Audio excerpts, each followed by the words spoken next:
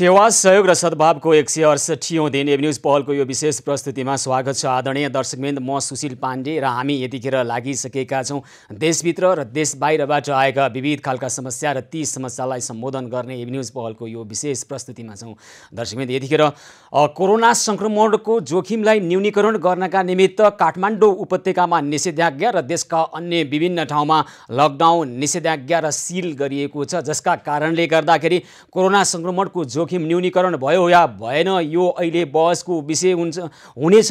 तर अर्को महत्त्वपूर्ण पाटो भनेको यसरी लगाइएको निषेधाज्ञा, लकडाउन र सिलका कारणले गर्दा यसले विविध खालका बहुआयामिक खालका समस्याहरूलाई सिर्जना गरिरहेका छन् र त्यसमध्ये एउटा महत्त्वपूर्ण पाटो हो यसरी निषेधाज्ञा लगाउँदै गर्दाखेरि विशेष गरी श्रम गरेर बाँच्नेहरू, दैनिक ज्यालादारीमा बाँच्नेहरू र बिहान कमाएर बेलुका खानेहरूको छाक बसिसकेको छ, चुलो निभिसकेको छ, मानिसहरू भोकै बस्न बाध्य भइरहेका छन् र त्यसका कारणले गर्दा खानाको अभावका कारणले खाना खोज्नका निमित्त मानिसहरू घर बाहिर सडकमा भौतारिरहेका छन् र ती व्यक्तिहरूलाई, ती मानिसहरूलाई खाना खुवाउनका निमित्त हामी हाम्रो अभियान मार्फत निरन्तर क्रियाशील रहिरहेका छौँ। हाम्रा सहयोगी हातहरू, हाम्रा सहयोगी मनहरू लागिरहनु भएको छ, उहाँहरूले दातव्य दिइरहनु भएको छ। सहयोगी हातहरू कोरोना संक्रमणको जोखिमलाई पनि मोलेर उहाँहरू अहिले सडकमा भोका व्यक्तिहरूलाई खुवाउन लागिरहनु भएको छ। यो हाम्रो रहर होइन, यो हाम्रो आवश्यकता हो, हाम्रो बाध्यता हो। भोका व्यक्तिहरूलाई भोकै नराखौँ भन्ने हाम्रो यो मानवीय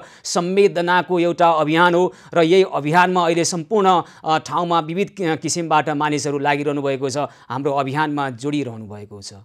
र उता प्रधानमन्त्री भन्नुहुन्छ जनतालाई भोकै बस्न नदिन सरकार लागि परेको छ।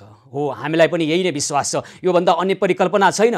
हाम्रो पनि विश्वास यही हो, जनतालाई भोकै बस्न नदिन सरकार लागि परेको छ र यतिखेर सरकारले हर तरहले काम गरिरहेको छ भन्ने नै हाम्रो अपेक्षा हो, हाम्रो परिकल्पना हो। तर प्रधानमन्त्रीज्यूको अथवा सरकार प्रमुखको यो अभिव्यक्ति राम्रो छ, सुन्दा निकै सुन्दर छ, तर केही अनुसारको वास्तविकता छ त सडकमा छ कि छैन? हामी कुनै रहरले अथवा कुनै यसलाई बहाना बनाएर भोकै छन् है भनेर खुवाइरहेको होइन। भोकै भएको देखेपछि हामीले खुवाउने अभियान ल्याएको हो। त्यसकारण हामी भनिरहेका छौँ, प्रधानमन्त्रीज्यूले जे भनिरहनु भएको छ अभिव्यक्तिको हिसाबले निकै सुन्दर अभिव्यक्ति हो यो, र तर जे भइरहेको छ व्यवहारमा त्यहाँ चाहिँ केही समस्या छ भन्ने हामीलाई लाग्दछ। त्यसकारण हामी भनिरहेका छौँ, प्रधानमन्त्रीज्यू यहाँले गर्ने भनेको केवल अभिव्यक्ति मात्रै दिने हो भने त ठिक छ, यहाँले निकै राम्रो गरिरहनु भएको छ, हामी यहाँको यो अभिव्यक्तिको सराहना गर्दछौँ। तर स्थानीय तहमा हेर्ने हो भने, विभिन्न ठाउँमा हेर्ने हो भने, सडकमा हेर्ने हो भने, बजारमा हेर्ने हो भने थुप्रै मान्छेहरू भोकै रहेको वास्तविकता हामीले फेला पारेका छौँ र ती वास्तविकतालाई के हदसम्म सम्बोधन गर्नका निमित्त हामी हाम्रो अभियानमा जोडिएका छौँ र छिमेकले छिमेकलाई सहयोग गरौँ, टोलवासीमा आएका समस्या टोलवासीबाटै समस्याको समाधान गरौँ भन्ने हाम्रो अभियानले अहिले मूर्त रूप पनि लिइरहेको छ। किनभने यो पूर्वीय सभ्यताको संस्कार र संस्कृति अनुसार एकले अर्कोलाई सहयोग गरौँ भन्ने एउटा सामान्य अभियानै हो र यो अभियानमा यहाँहरू जसरी जोडिरहनु भएको छ त्यसप्रति हामी सदा कृतज्ञ रहिरहनेछौँ। यहाँले दिनुभएको सदाशयता र सद्भावप्रति हामी आभार व्यक्त गरिरहेका छौँ। तर जनतालाई भोकै बस्न नदिने सरकार जसरी लागि परिरहेको छ भनिरहनु भएको छ प्रधानमन्त्रीज्यूले, सम्माननीय प्रधानमन्त्रीज्यूले, के त्यो अवस्था छ त? आइतबार मात्रै उहाँले उद्योगी व्यवसायीहरूलाई सँगको परामर्शको क्रममा त्यही भन्नुभएको छ है। प्रधानमन्त्रीले अहिले नागरिकको जीवन बचाउनको लागि नै मुख्य रूपमा सरकारले ध्यान दिइरहेको भन्दै अर्को एउटा महत्त्वपूर्ण कुरा गर्नुभएको छ। उहाँले स्वतन्त्रताको असन्तुलित वकालतले गर्दा चाहिँ धेरै ठुलो क्षति भोग्नुतर्फ सबैको ध्यान आकर्षण गराउनु भएको छ प्रधानमन्त्रीज्यूले यो भन्न खोज्नु भएको के हो थाहा छैन। यतिखेर यस्तो विषम परिस्थितिमा छौँ, एकअर्कोलाई सहयोग गर्नको लागि सारा देश, सारा जनता एकजुट भएर उठ्नुपर्छ भनिरहेका छौँ। हामी त यही हो राष्ट्रवाद भनेको हाम्रा निमित्त, यही हो राष्ट्रभक्ति भनेको हाम्रा निमित्त, यही हो देशभक्ति भनेको हाम्रा निमित्त। देशभक्ति भनेको देशलाई सङ्कट पर्दा अन्य सम्पूर्ण कुराहरू बिर्सेर देशलाई सहयोग गर्न लाग्नु नै देशभक्ति हो। राष्ट्रवाद त्यही हो, राष्ट्रभक्ति भनेको त्यही हो। हाम्रो लागि देशभक्ति यतिखेर भोकाहरूलाई खुवाउनुको हो। हाम्रो लागि देशभक्ति यो महामारीको लागि जुझ्नु हो, महामारी विरुद्ध जुझ्नु हो र महामारीबाट अगाडि बढ्नु हो। यो युद्धमा सबै मिलेर लड्नु नै हाम्रो लागि देशभक्ति हो। प्रधानमन्त्रीज्यू लगायत सम्पूर्ण ज्यू लगायत सम्पूर्ण नागरिक तह एकजुट हौँ यतिखेर र लडौँ भोकका विरुद्ध, लडौँ महामारीका विरुद्ध, भोकमरी र महामारी विरुद्ध लडेर विजय हासिल गरौँ। मानवता र संवेदनाले लडौँ यस्ता महामारी महामारीलाई हामी जित्न सक्छौँ, हामी यही भनिरहेका छौँ। र आइतबार पनि प्रधानमन्त्रीले यही कुरा दोहोऱ्याउनु भएको छ। तर सडकको वास्तविकता के छ हामी त्यो देखाउँछौँ। हामी कुनै नाटक गरिरहेका छैनौँ, कुनै बहानाबाजी गरिरहेका छैनौँ। यथार्थ चित्रण प्रधानमन्त्रीज्यूलाई पनि देखाउन चाहन्छौँ, यथार्थ चित्रण सम्बन्धित निकायका व्यक्तिहरूलाई पनि देखाउन चाहन्छौँ। यस अगाडि के भन्नुभयो प्रधानमन्त्रीज्यूले? पटक पटक भन्नुभएको छ उहाँको सदाशयताप्रति, उहाँको यो भोक विरुद्धको अभियानप्रति हाम्रो पनि एकीबद्धता छ। हाम्रो पनि एकीबद्धता छ। प्रधानमन्त्रीज्यू जे बोलिरहनु भएको छ, यहाँको यो अभिव्यक्तिलाई सराहना गर्दै यो व्यवहारमा उत्रियोस् भन्ने चाहना हामी व्यक्त गर्छौँ। तर त्यो के व्यवहारमा उत्रिएको छ हामी यथार्थ पनि देखाउँछौँ। यस अगाडि हेर्नुहोस् प्रधानमन्त्रीज्यूले पटक पटक के भन्नुभएको छ, आइतबार पनि त्यही कुरा दोहोऱ्याउनु भएको छ। हेरौँ एउटा प्रधानमन्त्रीले दिनुभएका थुप्रै अभिव्यक्ति मध्येको एउटा अभिव्यक्ति। अब विधिवत ढङ्गले भन्छौँ, नेपालमा कोही भोकै बस्नु पर्दैन, भोकै पर्दैन, कोही पनि भोकाले मर्दैन, त्यसको जिम्मा सरकारले लिन्छ। प्रधानमन्त्रीज्यूले भन्नुभएको कुरामा हाम्रो कुनै आपत्ति छैन, हाम्रो एकीबद्धता छ सम्माननीय प्रधानमन्त्रीज्यू। तर के वास्तविकता यस्तो छ त? यहाँले पटक पटक दोहोऱ्याएर भनिरहनु भएको र प्रधानमन्त्रीज्यू यहाँकै बोलीकोसीको गर्दै 2076 काठमाडौँ महानगरपालिकाले सडकलाई मानव मुक्त घोषणा गरेको छ, सहयोगापेक्षी मुक्त घोषणा गरेको छ। तर अहिले सडकमा कहाँबाट आइरहनु भएको छ? थुप्रै व्यक्तिहरू भोकका कारणले 2 छाक खानाका निमित्त, 2 छाक नभनौँ 1 छाक खानाका निमित्त आइरहनु भएको छ। के यो चाहिँ होइन यस्तै हो यो परिस्थिति, त्यसकारण यसलाई ठुलो हेर्न बाहेक हामी केही पनि गर्न सक्दैनौँ भन्ने नै यहाँहरूको दृष्टिकोण हो त यो भोकप्रति? आखिर वास्तविकता के हो? यसै सिलसिलामा राष्ट्रपति महोदयले पनि पटक पटक दोहोऱ्याउनु भएको अभिव्यक्ति हेरौँ आदरणीय दर्शकवृन्द। देशमा विद्यमान गरिबीको स्थिति मापन गरी गरिबी अन्त्यका लागि सरकारले रोजगारीको व्यवस्था र आय आर्जनका लक्षित कार्यक्रमहरू सञ्चालन गर्नेछ।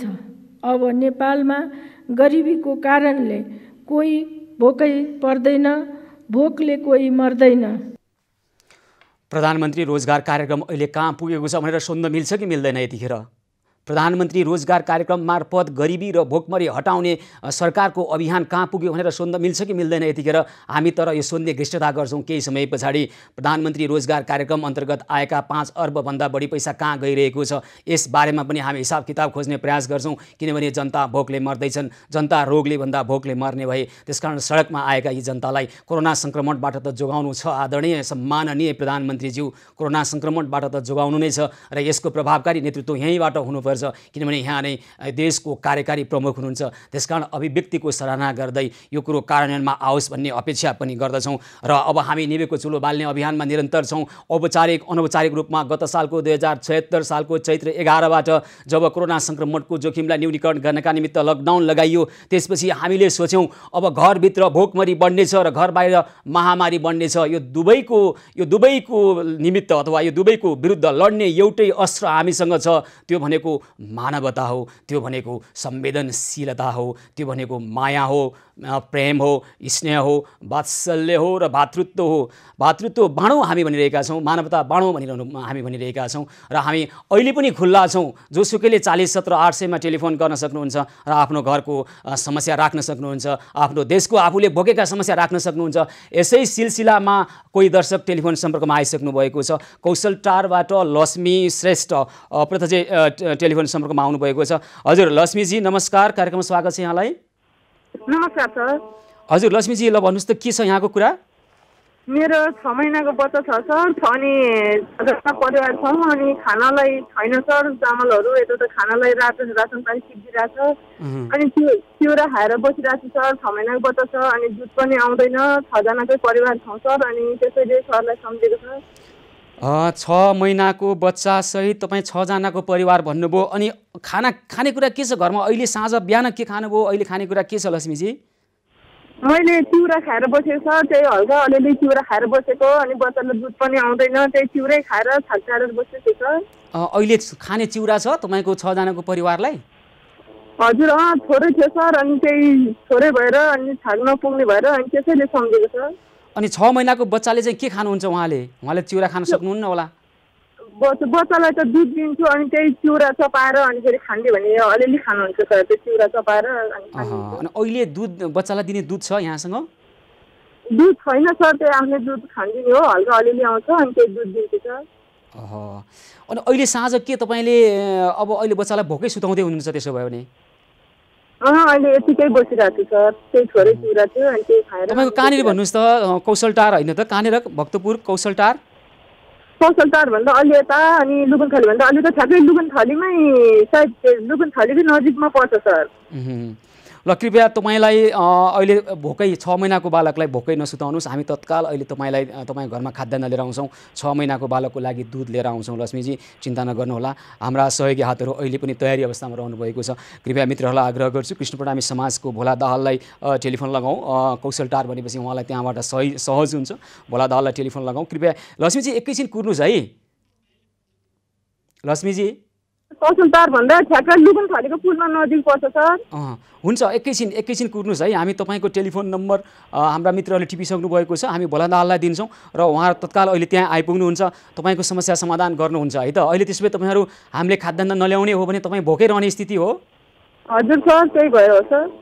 ल चिन्ता नगर्नुहोस् है त लक्ष्मीजी, हामी अहिले तत्काल आउनेछौँ। हाम्रा सहयोगी हातहरू त्यहाँ आउनुहुनेछ। कृपया भोला दाहाललाई टेलिफोन लगाउँ, प्रत्यक्ष हामी कुराकानी गर्छौँ र यो समस्या अहिले समाधान गर्नुपर्ने परिस्थिति देखिएको छ।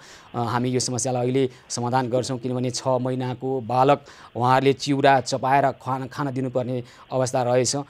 यो अवस्था दुध छैन रहेछ 6 महिनाको बच्चालाई। अहिले हामी तत्काल दुध पुर्याउनेछौँ। त्यो घर भोकभोकै परिवार भोकभोकै सुत्न बाध्य छ। यतिखेर हामी पुर्याउँछौँ, खाद्यान्न पुर्याउँछौँ। लक्ष्मीजी तपाईँहरू के काम गर्नुहुन्थ्यो पहिला? सर म चाहिँ हल्का यसो बाटोमा पसल लाग्थेँ, बुढा जाने काम गर्नुहुन्थ्यो। अहिले काम पनि केही छैन। तपाईँहरू सडक फुटपाथमा व्यापार गर्नुहुन्थ्यो? हजुर, फुटपाथमा म व्यापार गर्थेँ अनि बुढा यसो ज्यान काम यता गर्नुहुन्थ्यो। अहिले काम पनि केही छैन सर। अनि फुटपाथको अहिले के पसल त्यहाँ तपाईँले राख्न पाइरहनु भएको छैन? छैन, त्यही बाहिर पसल अहिले त राख्नु दिँदैन सर, अनि त्यसैले केही काम छैन सर अहिले। फुटपाथमा अहिले तपाईँ व्यापार गर्न पाइरहनु भएको छैन। तपाईँको श्रीमानले ज्यामी काम गर्नुहुन्थ्यो, अहिले आर्थिक अभाव भयो होइन त? हजुर। ल एकैछिन कुरौँ है त। हामी तपाईँलाई अहिले नै खाद्यान्न अनि 6 महिनाको बालकको लागि दुध लगायतका कुराहरू लिएर आउनेछौँ। हाम्रा सहयोगी हातहरूलाई हामी त्यहीँ रहनुभएका सहयोगी हात, नजिक रहनुभएका सहयोगी हात भोला दाहाल प्रत्यक्ष सम्पर्कमा आउनुभएको छ। भोलाजी नमस्कार, कार्यक्रममा स्वागत छ यहाँलाई। नमस्कार सुशीलजी। र अब अहिले तत्काल हामीलाई त्यहाँ कौशलटार भक्तपुर लोकन्थली नजिक भन्नुभएको छ। लक्ष्मी श्रेष्ठले भर्खरै हामीलाई सम्पर्क गर्नुभएको छ। उहाँको घरमा 2-3 दिनदेखि अब भात पाकेको रहेनछ, चिउरा खाएर बसिरहेको अवस्था। अहिले थोरै चिउरा बाँकी रहेको रहेछ साँझमा। र महत्त्वपूर्ण र एकदमै संवेदनशील कुरा चाहिँ 6 महिनाको बच्चा जसले चाहिँ अहिले दुध खानुपर्ने दुध छैन र त्यही चिउरा चपाएर खान दिइरहेको अवस्था रहेछ। तत्काल खानेकुरा लिएर जानु पर्यो, बच्चालाई दुध लिएर जानु पर्यो तत्काल। भोलाजी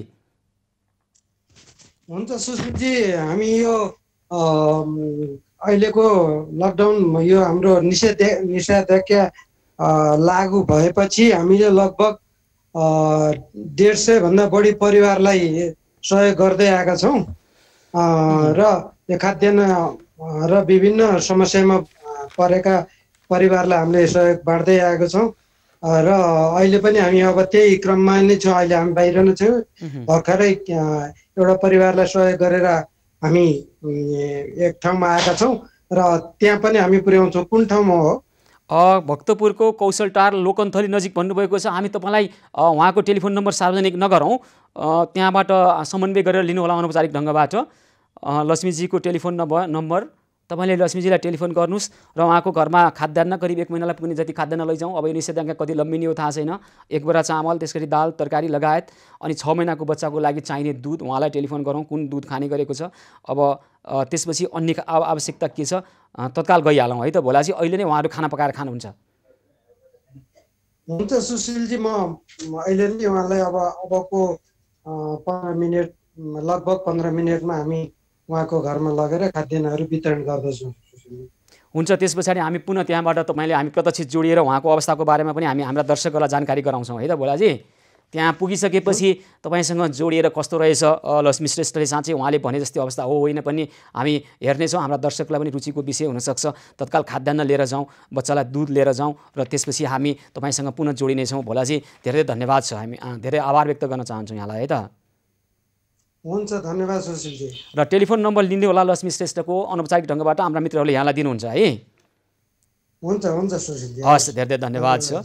कौशलटार भक्तपुरबाट लक्ष्मी श्रेष्ठ। लक्ष्मीजी सुनिरहनु भएको छ मलाई? हजुर सर हजुर। र तपाईँलाई अहिले नै खाद्यान्न लिएर आउनुहुनेछ अनि त्यसपछि 6 महिनाको बालकलाई चाहिने दुध लिएर आउनुहुनेछ कृष्ण प्रणामी समाजका भोला दाहाल लगायतका व्यक्तिहरू है त। तपाईँलाई टेलिफोन आउँछ है ल अहिले नै अनि खाना पकाएर खानु होला है। दाल तरकारी चामल सबै कुरा आउँछ है त, चिन्ता नगर्नुहोस् है। हस् धेरै धेरै धन्यवाद छ। कौशलटार भक्तपुरबाट लक्ष्मी श्रेष्ठ, उहाँको घरमा उहाँ फुटपाथमा व्यापार गर्नु हुँदो रहेछ। अहिले फुटपाथको व्यापार रोकिएको छ, श्रीमान ज्यामी काम गर्नु हुँदो रहेछ। अहिले उहाँहरूले काम पाउनु भएको छैन। दैनिक ज्यालादारी र यसरी कमाएर बाँच्नुपर्ने परिवारलाई अहिले धेरै नै सङ्कट परेको छ। उहाँहरूको निभेको चुलो बाल्ने हामी अभियानमा छौँ र हामी बालेरै छाड्नेछौँ। र अहिले भर्खरै कृष्ण प्रणामी समाजका भोला दाहालहरू त्यहाँ पुग्नुहुनेछ र 6 महिनाको बच्चालाई दुध लगायत खाद्यान्न लिएर जानुहुनेछ। त्यसै गरी हाम्रा दर्शकहरूलाई हामी आग्रह गर्छौँ, हाम्रा सहयोगापेक्षीहरूलाई हामी आह्वान गर्छौँ, तपाईँहरूसँग कुनै यस्तै समस्या छन् भने हाम्रो टेलिफोन नम्बर 40 17 800मा टेलिफोन गर्नुहोस् र आफ्नो समस्या राख्नुहोस्। तपाईँको समस्याको संवेदनशीलता र गम्भीरताको घनत्वलाई बुझेर हाम्रा सहयोगी हातहरू अहिले नै आउनुहुनेछ। सहयोगका लागि तयारी अवस्थामा रहनुभएको छ र यस्तै खालका समस्याहरू अरू आउँछन् भने पनि समस्या समाधानको तयारीका साथ हामी पनि आएका छौँ र अन्य थुप्रै समस्या छन्, ती समस्यालाई समाधान गर्नका निमित्त हामी आउने नै छौँ। सेवा सहयोग र सद्भावको 168औं दिन एभन्यूज पहलको यो विशेष प्रस्तुति निरन्तर जारी रहनेछ। हामीसँगै रहनुहोला।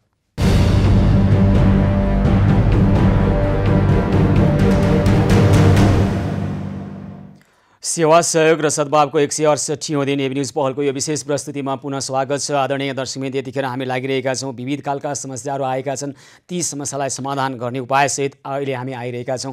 र पछिल्लो समय लगाइएको निषेधाज्ञाका कारणले गर्दा काठमाडौँ उपत्यका लगायत देशका विभिन्न ठाउँमा भोकै बस्नुपर्ने बाध्यता भएका व्यक्तिहरूको परिवारहरूको सङ्ख्या बढिरहेको छ। यसलाई नजरअन्दाज नगरौँ। मानिसको भोक कस्तो हुन्छ, प्राणीको भोक कस्तो हुन्छ, मानव भएका कारणले हामी त्यसलाई राम्रैसँग बुझ्न सक्दछौँ। भोक बुझेकाहरूलाई थाहा हुन्छ। चिउरा चपाएर सानो 6 महिनाको बालकलाई सुताउनु पर्ने बाध्यता मानव भएकाहरूलाई, संवेदना भएका व्यक्तिहरूलाई थाहा हुन्छ।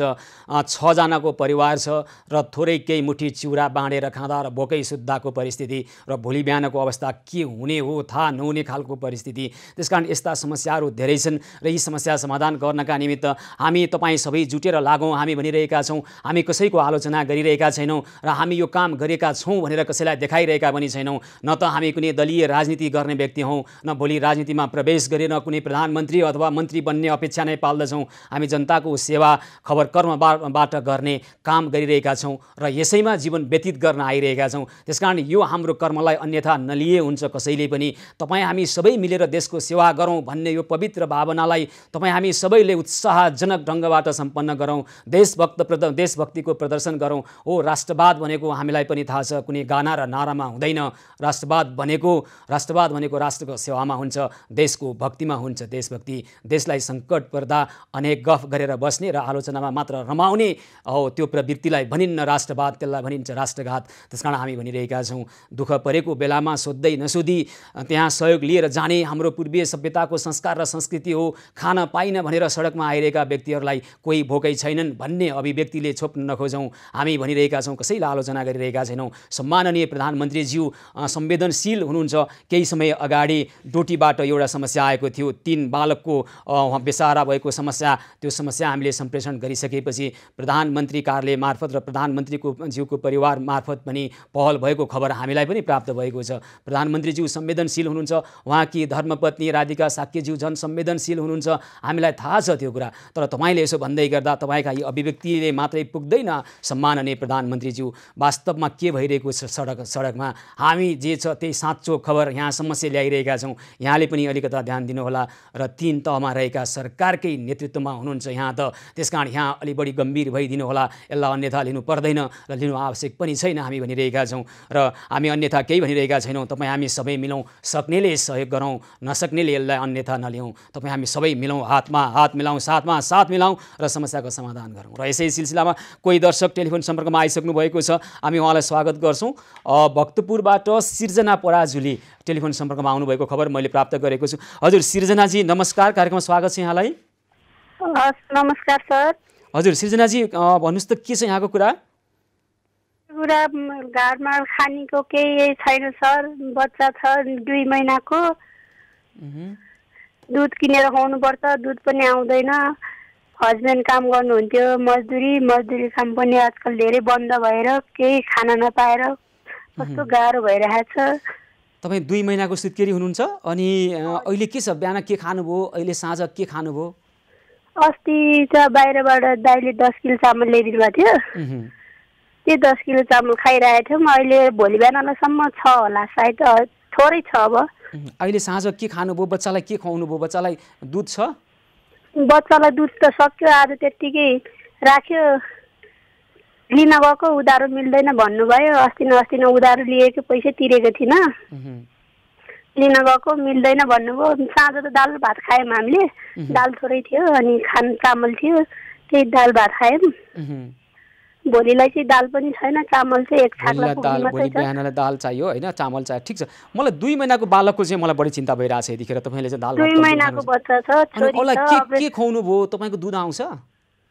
मसँग अहिले कानमा सुन्थ्यो, अस्ति न बेजे अनि बुढाले मजदुरी काम गर्नुहुन्थ्यो, उहाँबाट दिनको 700 रुपियाँ आउँथ्यो अनि त्यही 700 रुपियाँ लिन्छ दुधको, किनेर ल्याउनुहुन्थ्यो। त्यही खुवाउने गरेको थियो, जम्मा 4 दिनभन्दा पुग्दैन थियो। र अहिले के खायो? बच्चाले के खानुभयो उहाँले?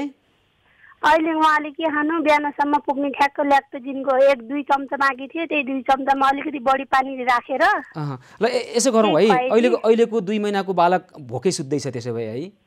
यहीँ नसुति नि त्यत्तिकै आँखा खुल्लै राखेर बसेको छ। ल एकैछिन है, हामी दुध लिएर आउँछौँ अहिले नै। तपाईँहरूलाई पनि अब भोलिसम्म रहेछ, खाद्यान्न पनि लिएर आउँछौँ। अहिले आउँदाखेरि त्यो बालक 2 महिनाको बालक भोकै सुताउनु हुँदैन सृजनाजी, हामी तत्काल दुध लिएर आउँछौँ र खाद्यान्न पनि ल्याउँछौँ। कुन दुध खुवाइरहनु भएको छ?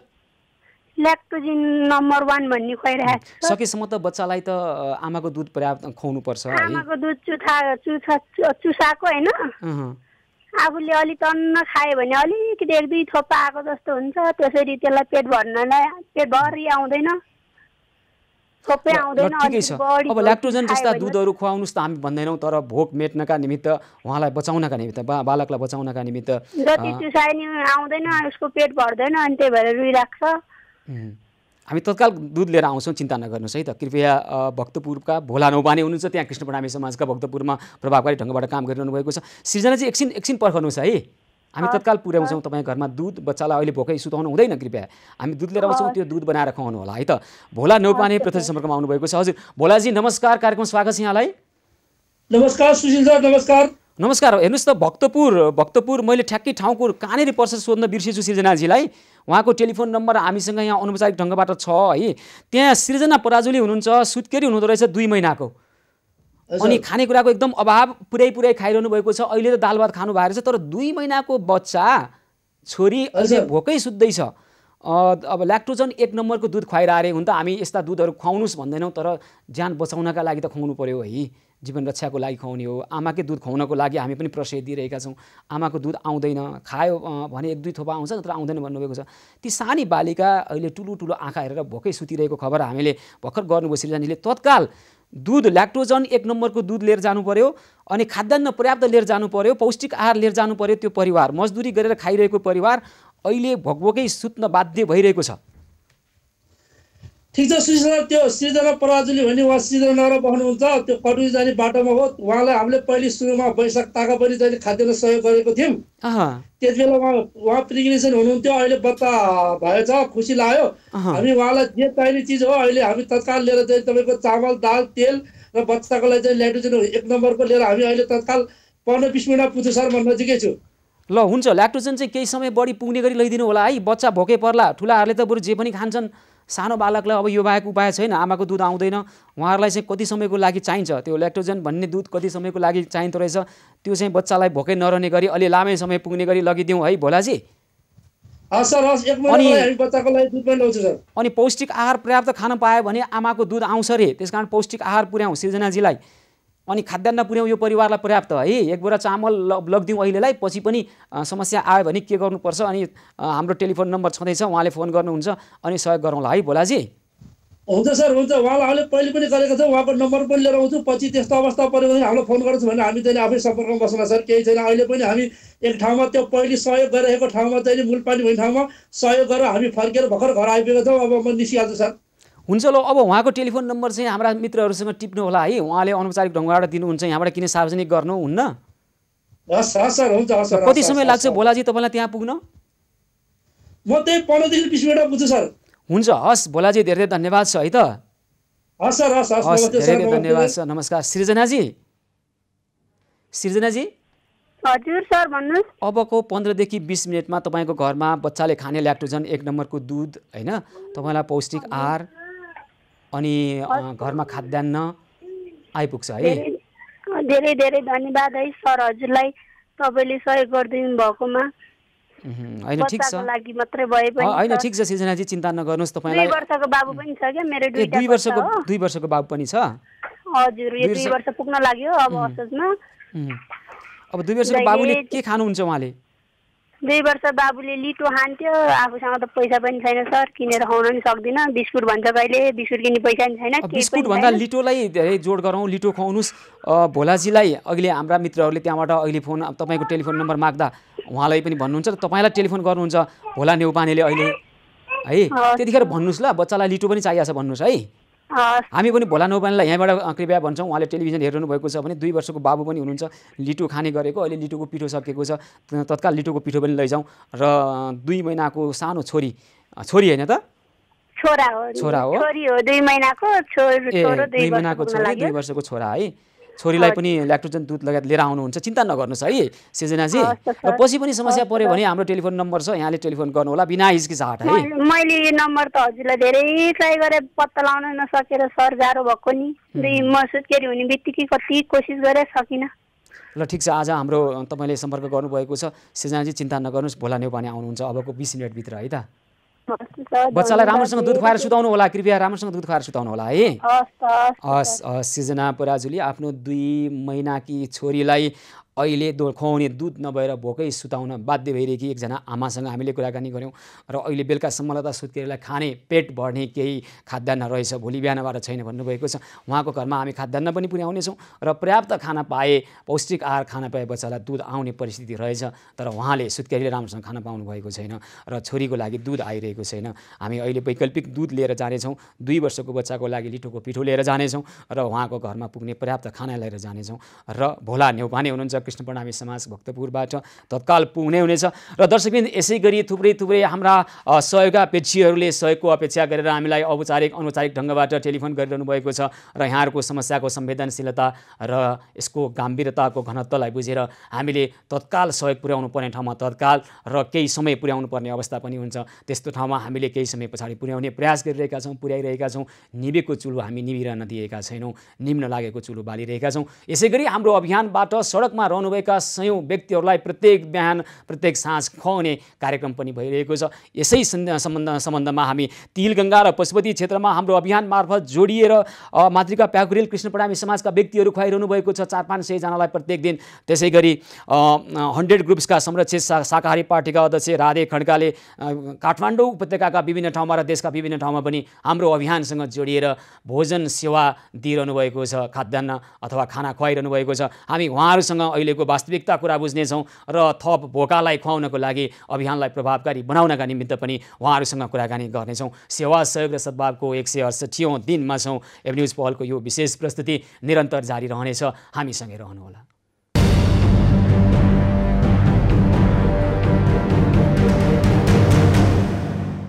सेवा सहयोग र सद्भावको 168औं दिन एभन्युज पहलको यो विशेष प्रस्तुतिमा पुनः स्वागत छ। आदरणीय दर्शकबिन, यतिखेर हामीलाई भक्तपुरको कौशलटारबाट लक्ष्मी श्रेष्ठले केही समय अगाडि टेलिफोन गर्नुभएको थियो र उहाँको घरमा खाद्यान्न अभाव र भोकै सुत्दै गरेको यो परिवारलाई हामीले हाम्रो अभियान मार्फत कृष्ण प्रणामी समाजका भोला दाल त्यहाँ पुग्नु भएको छ भर्खरै। हामी भोला दालसँग जोडेर केही कुराकानी गर्छौँ, उहाँको अवस्था कस्तो रहेछ र अहिले उहाँले के सहयोग गर्नुभयो। हजुर भोलाजी, पुनः नमस्कार, कार्यक्रममा स्वागत छ यहाँलाई।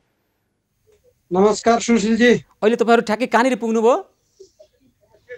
हामी अहिले लोकन्थलीमा लक्ष्मी श्रेष्ठको एकछिन अगाडि उहाँले आफ्नो समस्या बताउनु भएको थियो र हामीले उहाँलाई चाहिँ अहिले खाद्यान्नहरू लिएर यहाँ आइपुगेका छौँ। उहाँ पनि सँगै हुनुहुन्छ, हामी उहाँलाई हस्तान्तरण गर्दैछौँ सुशीलजी। हुन्छ, त्यहाँ के रहेछ परिवारको स्थिति, लक्ष्मीजीसँग यसो कुराकानी गर्न सकिन्छ? सकिन्छ सुशीलजी। हामीले अहिले उहाँलाई 1 बोरा चामल, दाल लगायतका विभिन्न खाद्यान्न सामग्रीहरू चाहिँ दिएको छौँ। उहाँको 6 जना परिवार रहेछ। अलिकति उहाँको श्रीमान बिरामी पनि हुँदो रहेछ। उहाँलाई हामीले सहयोग गरिरहेका छौँ। सुशीलजी हुन्छ। लक्ष्मीजी नमस्कार।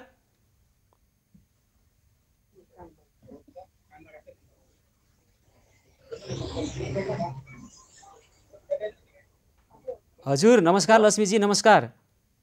हजुर नमस्कार सर। हस् धन्यवाद छ, यहाँलाई आभारी छौँ। तपाईँले सेवा गर्ने मौका दिनुभयो र अब तपाईँले 6 महिनाको बालक भन्नुभएको छ। चिन्ता नगर्नुहोस्, तपाईँको स्वाभिमानको सम्मान गर्दै तपाईँलाई सहयोग गर्न पाउँदा हामी धेरै खुसी छौँ र भोलि पनि त्यस्तो केही समस्या आयो भने बिना हिचकिचाहट हामीलाई सम्झनुहोला।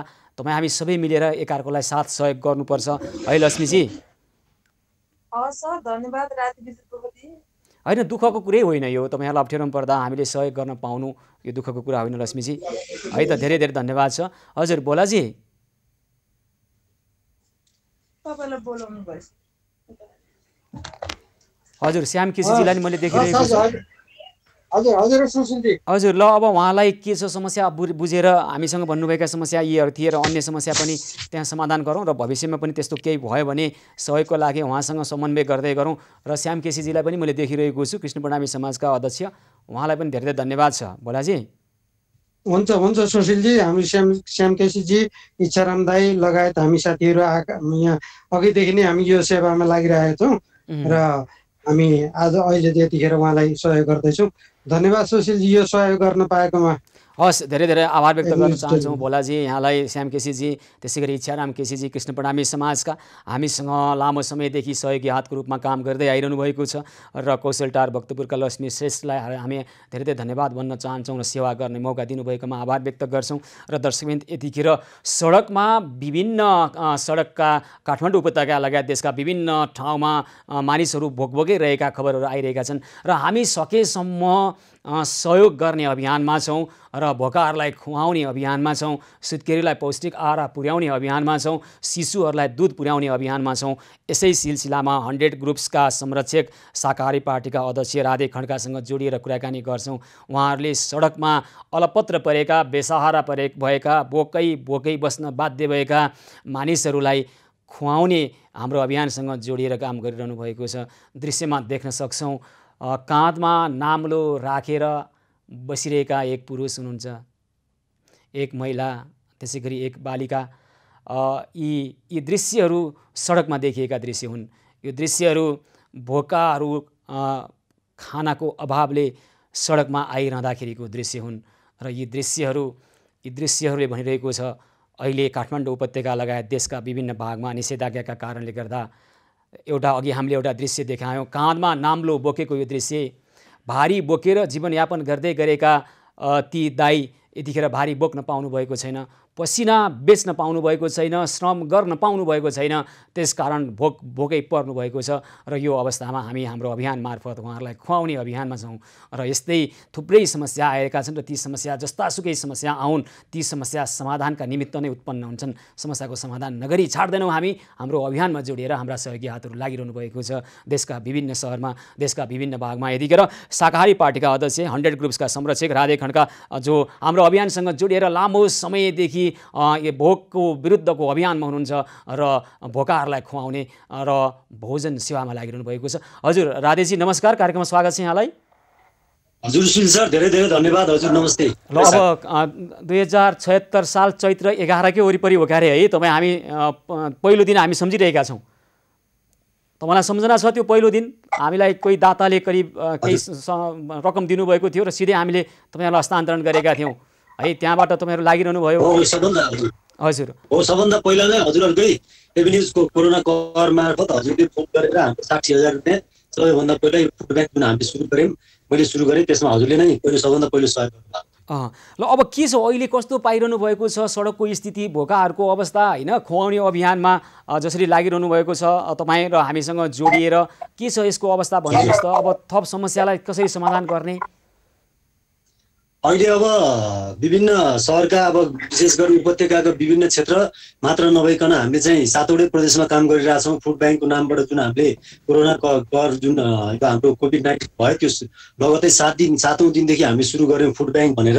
अब त्यसको प्रभाव चाहिँ देशैभरि परेर साथीहरूले विभिन्न चाहिँ हाम्रा वितरण सहयोगी साथीहरू विभिन्न ठाउँमा हुनुहुन्थ्यो, उहाँहरूले पनि स्वतन्त्र रूपले अहिले आफैले गरिरहनु भएको छ, रत्न पार्क लगायत पशुपति लगायत विभिन्न ठाउँमा। र चाहिँ मैले पनि विभिन्न ठाउँमा जसरी सबभन्दा पहिला सुरुवात चाहिँ पशुपतिबाट मैले गरेको थिएँ, त्यसपछि दोस्रो दिन खुल्ला मञ्च जहाँ चाहिँ विभिन्न तन्त्रहरूको चाहिँ परिवर्तन भइरह्यो, तर यो अवस्था चाहिँ जनताको अवस्था जस्ताको तस्तै अहिले देख्न पाइन्छ।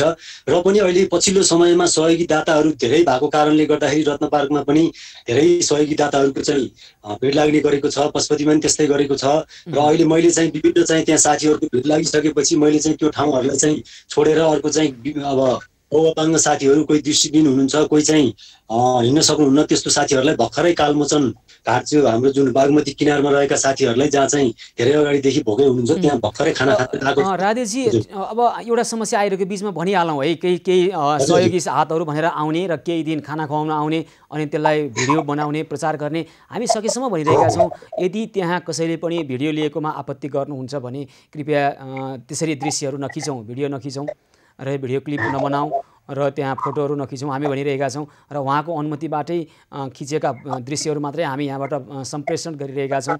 र केही व्यक्तिहरू त्यो देखिन्छ उता पशुपति र तिलगङ्गामा पनि हाम्रो अभियान मार्फत खाना खुवाइरहेका हाम्रा सहयोगी हातहरूभन्दा अगाडि नै आएर कुनै दिन आउने अनि टेलिभिजनलाई बोलाउने, त्यहाँ क्यामेरालाई बोलाउने र हामीले गरिरहेका छौँ भनेर प्रचारबाजी गर्ने खालका कुराहरू पनि देखिएका छन्। त्यसो नगरिदिनु हुन हामी विनम्रतापूर्वक अनुरोध गर्छौँ यहाँहरूलाई।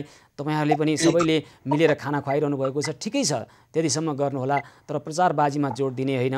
भोकको मर्म र संवेदनशीलतामाथि तपाईँहरूले कृपया यसरी प्रचारबाजीतर्फ नलैजानु होला। यो विषयलाई हामी यो आग्रह गर्छौँ। हजुर, पक्कै पनि सुन्छ। अनि यो अर्को एउटा विषय चाहिँ मैले अहिले भर्खरै हाम्रो मेयर साहबलाई जानकारी गराउन खोजेको थिएँ। उहाँको मोबाइल स्विच अफ छ, अहिले आइसोलेसनमा। काठमाडौँ महानगरपालिकाका मेयर साहब।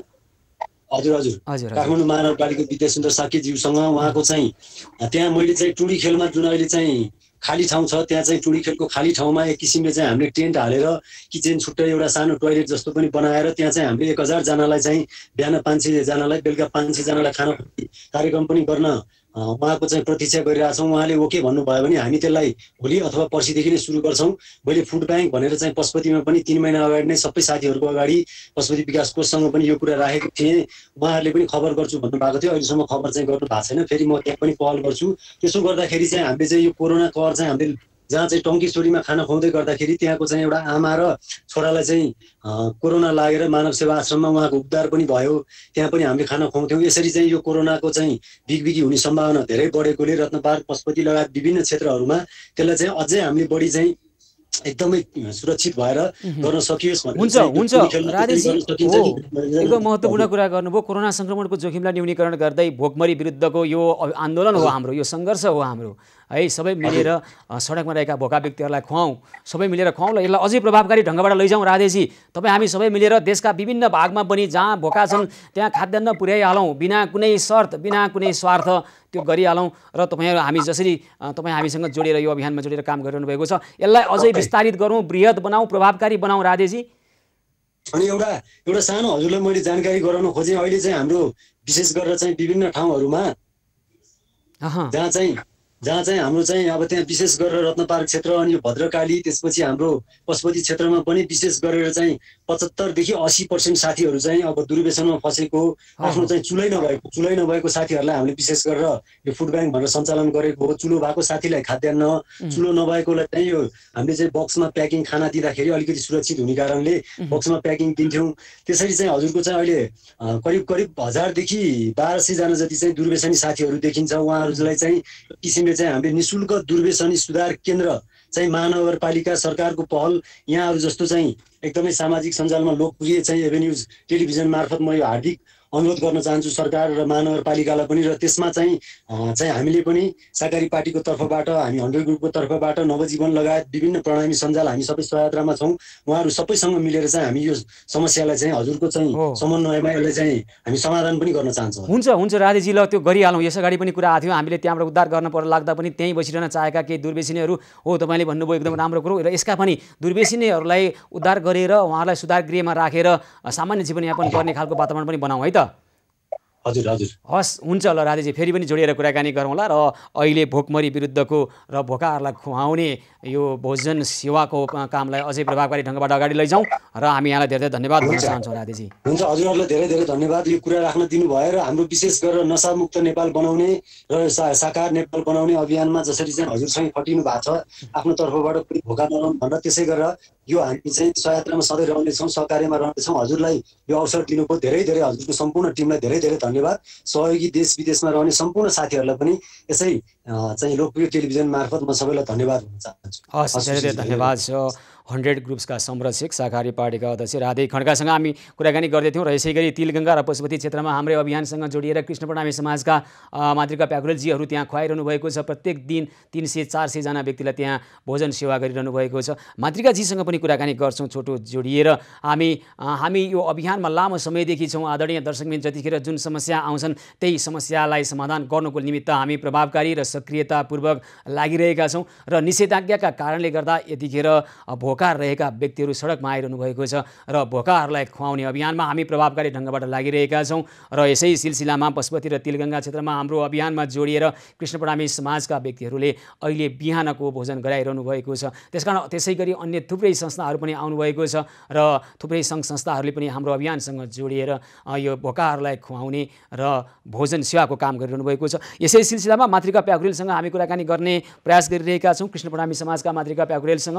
र दर्शकबिन, अर्को एउटा महत्त्वपूर्ण समस्या आइरहेको छ। अस्पतालमा यतिखेर उपचार अभाव, उपेक्षा र अवहेलनाका कारणले पनि मानिसको ज्यान गइरहेको छ भन्ने एउटा दुःखद खबर आएको छ। हामी यसमा विश्वास गरिरहेका छैनौँ। हामीलाई परिकल्पना छैन अस्पतालभित्र उपचार अभाव हुनेछ, उपेक्षा गरिनेछ, हुनेछ र अवहेलना हुन्छ भन्ने हामीलाई विश्वास छैन, हाम्रो परिकल्पना छैन। तर यसको वास्तविकता बुझ्ने प्रयास हामी गर्छौँ।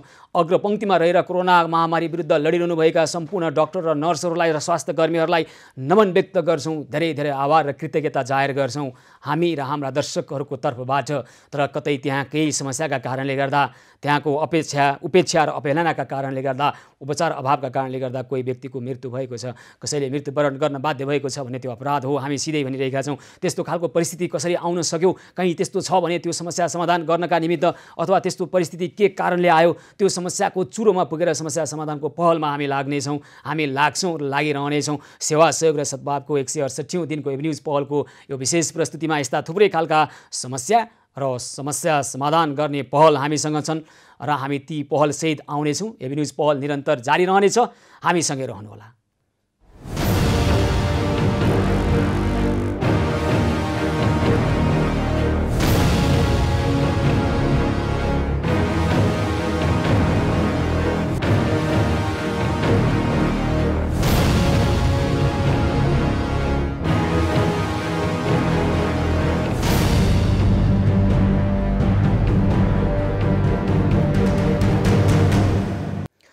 सेवा, सहयोग र सद्भावको 168औं दिन एभन्यूज पहलको यो विशेष प्रस्तुतिमा पुनः स्वागत छ। आदरणीय दर्शकबिन, यतिखेर हामीलाई भक्तपुरबाट सिर्जना पराजुलीले केही समय अगाडि टेलिफोन गरेर आफ्नो अवस्था जनाउनु भएको थियो। खाद्यान्न अभाव भएको कुरा र 2 महिनाको शिशु यो साँझ भोकै सुत्दै गरेको परिस्थिति हामीलाई जानकारीमा आइसकेपछि हाम्रा सहयोगी हात कृष्ण प्रणामी समाजका भोला नेउपाने भर्खरै त्यहाँ पुग्नु भएको छ र उहाँको घरमा खाद्यान्न, दुध लगायतका कुराहरू पुर्याउनु भएको छ।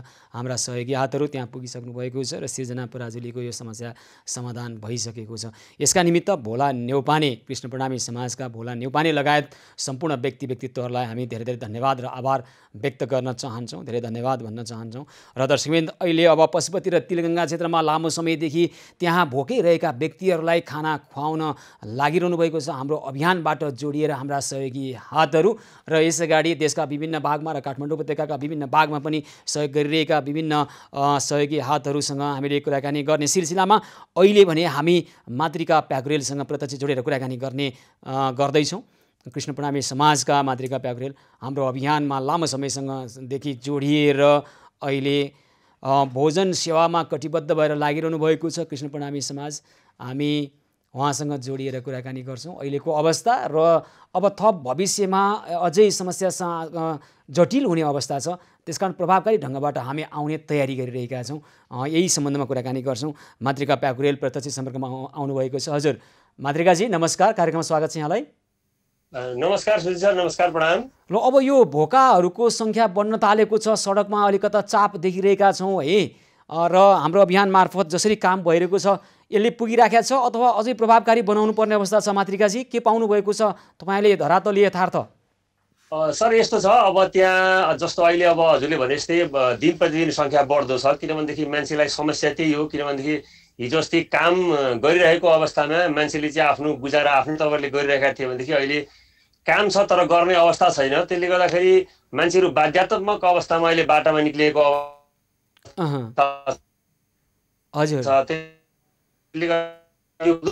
मध्यनजर गरेर हामीले विभिन्न सङ्घ संस्थासँग समन्वय गरेर हामीले कमसेकम हामी मात्रै होइन, अहिले विशेष गरी अब हामीले तिलगङ्गा पशुपति क्षेत्रकै कुरा गर्ने हो भनेदेखि सर एउटा कुरा हामीले के क्लियर हुनुपर्छ भनेदेखि हामी एबी न्युज सहयोगी जुन हातहरू छन्, विशेष गरी श्रीकृष्ण प्रणामी समाज, नवदुर्गा पार्टी प्यालेस, महालक्ष्मी स्थानीय युवा समूह ललितपुरका साथीहरू र नेपाल अटो वर्कसपका साथीहरू र सक्रिय जो हामी यो क्षेत्रमा नजिक छौँ, हामीले एउटा समूह बनाएर यो काम गरिरहेका छौँ र अत्यन्त प्रभावकारी रूपमा काम भइरहेको छ। किनभने त्यहाँ धेरै स्वयंसेवकहरूको खाँचो पर्छ, किनभनेदेखि हामीले कतै न कतै त्यो अहिलेको निषेधाज्ञाको नियमहरू पालना गर्ने क्रममा हामीले चाहिँ त्यहाँ जमघट लामो समयसम्म राख्नु पनि हुँदैन। किनभने त्यसले गर्दाखेरि छोटो समयमा हामीले 20 मिनटमा नै उहाँहरूलाई त्यो खानाहरू वितरण गरिसकेर हामी त्यहाँबाट निक्लिने गरेका छौँ। किनभनेदेखि हाम्रो कारण उहाँहरूलाई पनि असर नहोस् र उहाँहरूको कारणले गर्दाखेरि हामीलाई पनि असर नहोस्। त्यसले गर्दाखेरि समाजमा हामीबाटै सङ्क्रमण फैलिने भएकोले गर्दाखेरि ती कुराहरू हामीले अत्यन्त चाहिँ संवेदनशील भएर हामीले काम गरिरहेका छौँ। र जस्तो हामीले चाहिँ अब यो सङ्क्रमण नफैलियोस् भन्ने क्रममा हामीले पनि के कस्ता किसिमका प्रिकसनहरू गर्नुपर्छ भन्ने सम्बन्धमा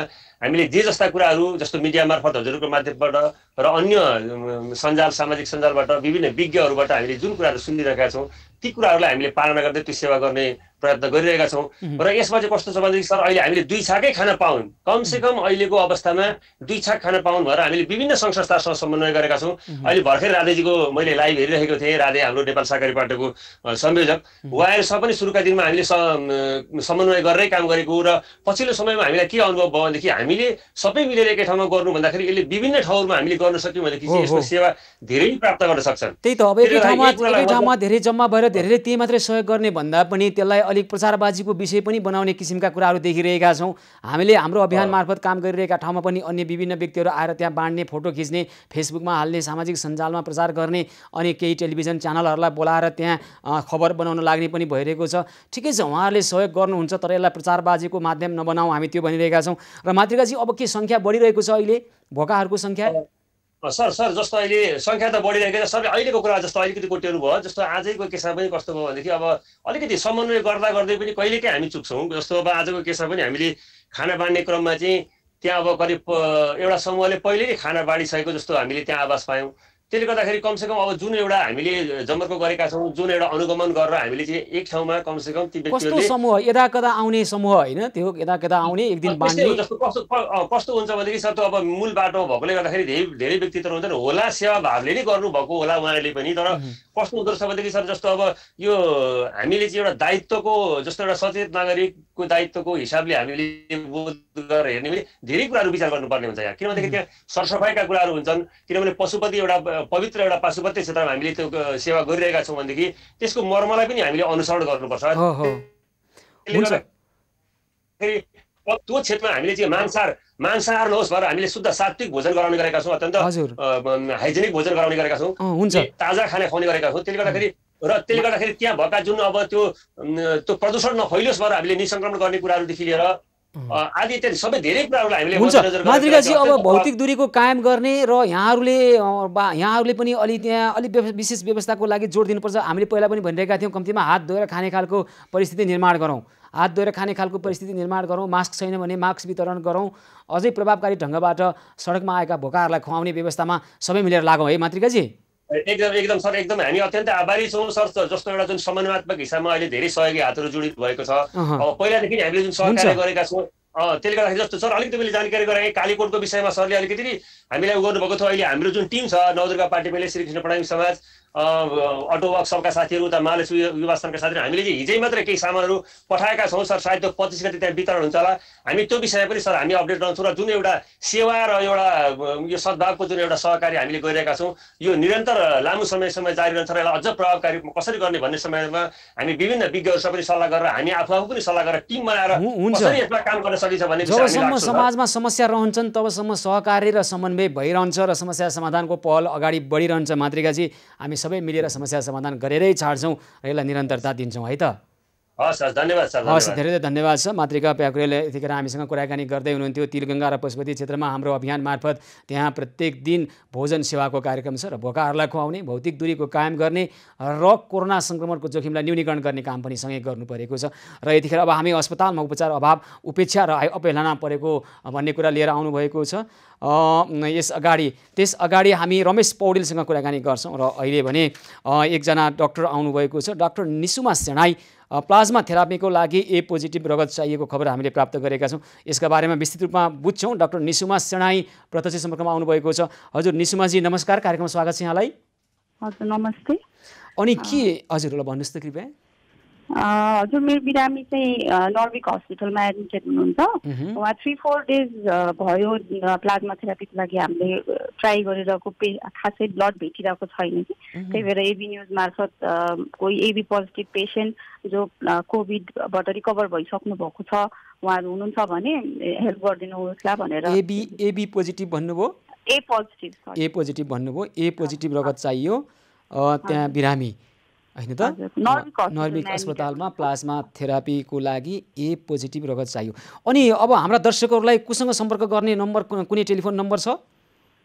उहाँको छोरा हुनुहुन्छ भन्नुहोस् त। हुनुहुन्छ उहाँको फोन नम्बर 9841 हजुर 829 हजुर 468 9841 829 468 हो। हजुर। उहाँको नाम के हो?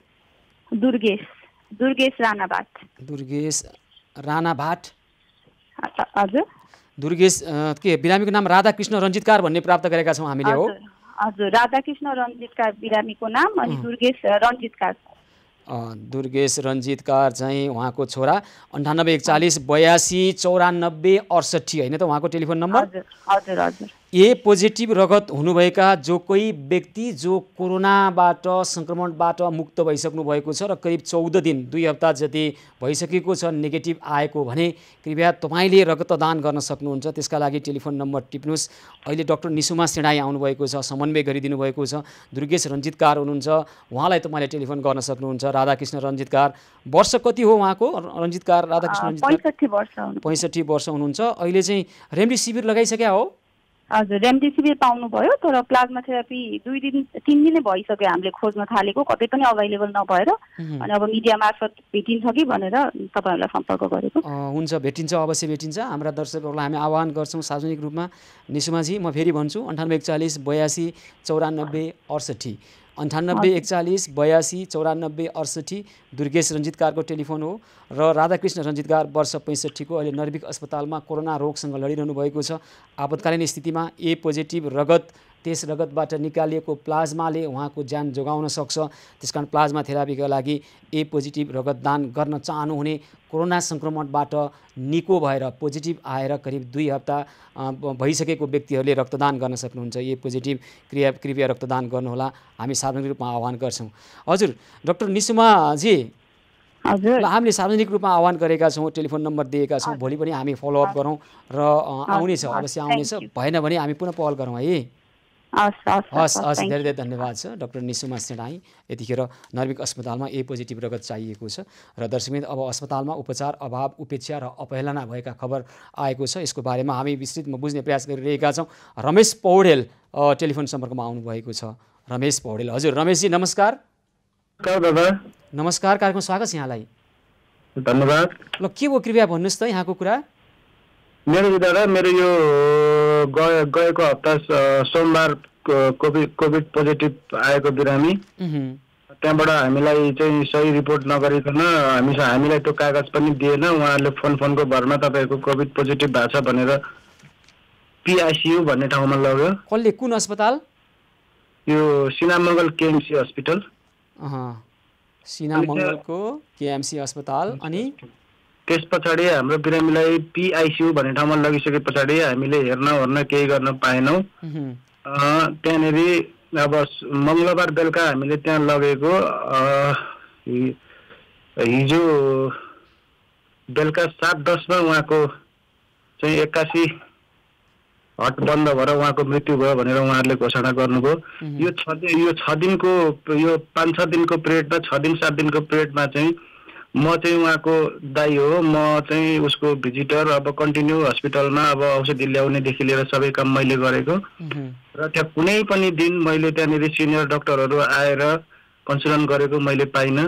त्यहाँनिर अब नर्मल डक्टरहरू, अब त्यहाँ पढ्दै गरेका डक्टरहरू दिनको एकचोटि बिहान 9 बजेदेखि 11 बजे बिचमा आएर केही कुराहरू बुझेर भित्र बिरामी भएको ठाउँमा पनि नगइकन बाहिर त्यो फाइल मात्रै हेरेर उहाँहरूले अब तपाईँको बिरामीको नाम भन्नुहोस् त, अनि के भएको थियो उहाँलाई?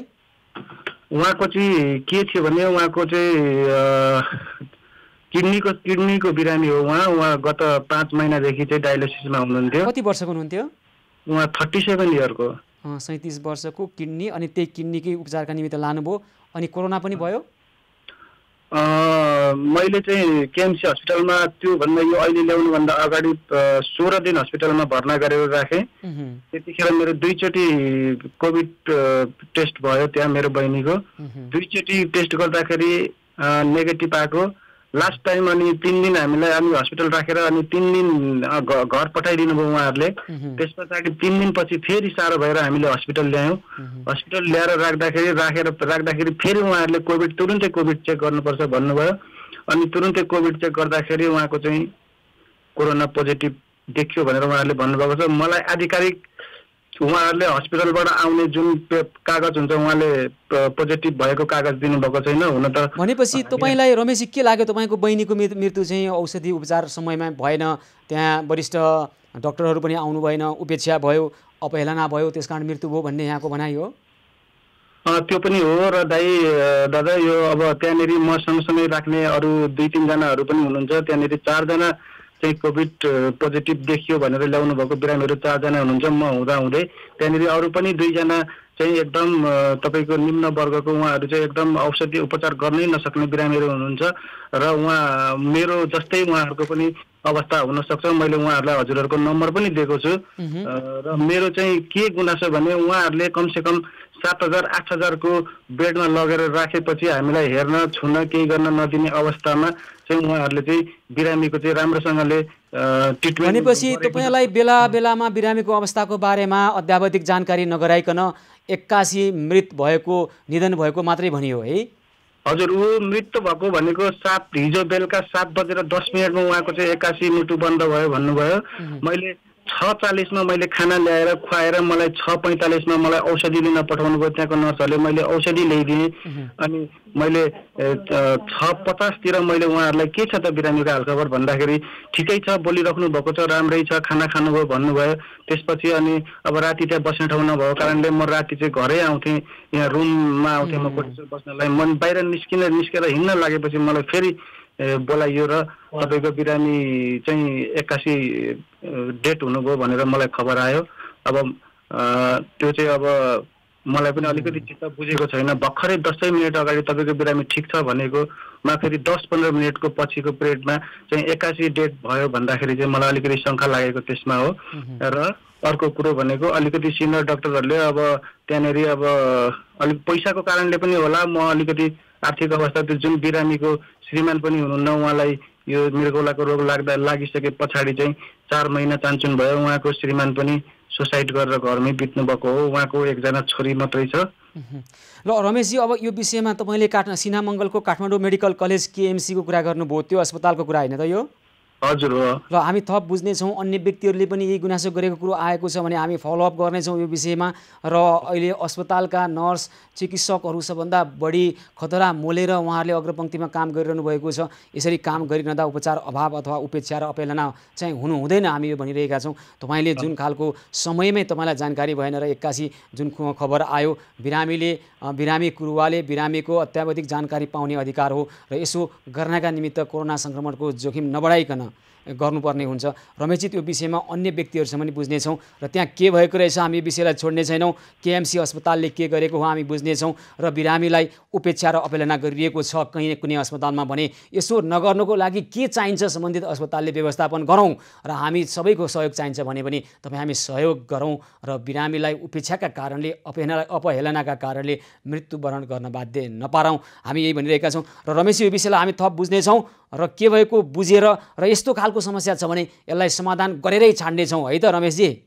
हुन्छ हुन्छ दादा, हुन्छ हुन्छ। हस्, धेरै धेरै धन्यवाद छ। अहिले सिनामङ्गलको केएमसी अस्पतालमा रहनुभएका गौमा पौडेल श्रेष्ठ, रमेश पौडेलको दिदी हुनुहुन्छ, उहाँको मृत्यु भएको र त्यो मृत्यु उपेक्षाको कारणले भएको, उपचार अभावको कारणले भएको उहाँलाई महसुस भएको छ। यदि अस्पतालमा त्यस्तो हुन्छ भन्ने त हामीलाई परिकल्पना छैन, हामी त्यो सोच्न पनि सक्दैनौँ, तर यस्तो भएको छ भने यो समस्या समाधान नगरी पनि छोड्दैनौँ फेरि, र हामी दोषीलाई कारबाही पनि गर्नका निमित्त पहल गर्छौँ र यस्तै खालका अन्य समस्या पनि छन् भन्ने कुरो आएको छ। रमेश पौडेलसँग हामी अनौपचारिक ढङ्गबाट बुझेर पनि समस्या समाधानको पहलमा लागिरहनेछौँ। सेवा सहयोग र सद्भावको 168औं दिनको एभिन्युज पहलमा अन्य थुप्रै खालका समस्या छन् र समस्या समाधानको पहल र उपायसहित हामी आउनेछौँ। कार्यक्रम निरन्तर जारी रहनेछ, हामीसँगै रहनुहोला।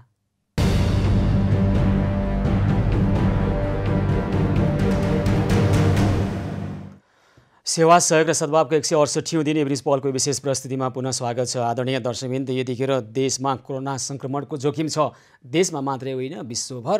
तर यो जोखिमलाई यस अगाडि यो जोखिमलाई सामना गर्दै आफ्नै मुलुकमा मरे पनि मरौँला भनेर थुप्रै नेपाली युवा युवतीहरू स्वदेश फर्किएका थिए। तर यतिखेर लामो समयको लकडाउन र कोरोना सङ्क्रमणको जोखिम नघटिसकेपछि अब रोगले भन्दा भोगले मर्ने डर भयो भन्दै अहिले पनि थुप्रै नेपाली युवाहरू विदेशी बाध्य छन्, मुगलान भाषिरहेका छन्।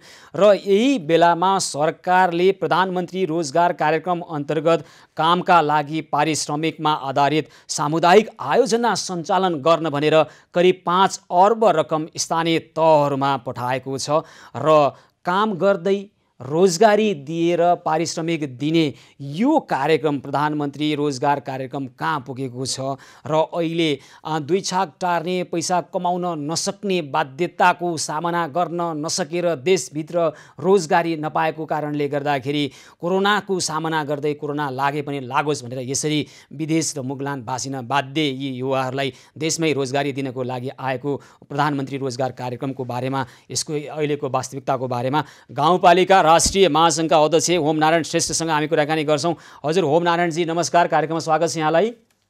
हजुर नमस्कार, धन्यवाद। अब हेर्नुहोस् न, देशको स्थिति हिजो अब देशमै मरे देशमै मरौँला भनेर कोरोनाबाट बच्न आएका युवाहरू अहिले भर्खर हामीले दृश्यमा देखायौँ, विभिन्न सीमा नाकाबाट मुगलान भाँसिँदैछन्।